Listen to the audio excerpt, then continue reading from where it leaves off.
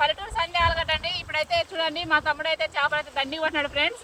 ఇక్కడ మా గిరిజనులు అయితే చేపలు అయితే ఇలా పట్టుకుంటూ ఇలా ఉండాలి ఫ్రెండ్స్. మా జీవనాధారం అనేది ఇలా జరుపుకుంటాం ఫ్రెండ్స్. అంటే మా బతుకు తీరండి.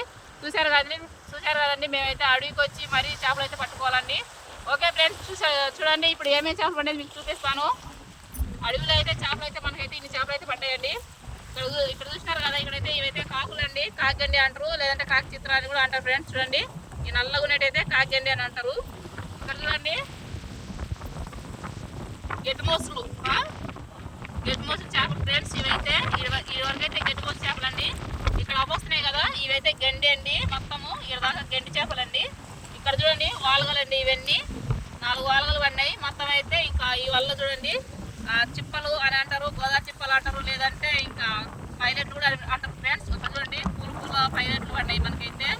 చూసారు కదండి, దీని మధ్యలో అయితే ఇప్పుడైతే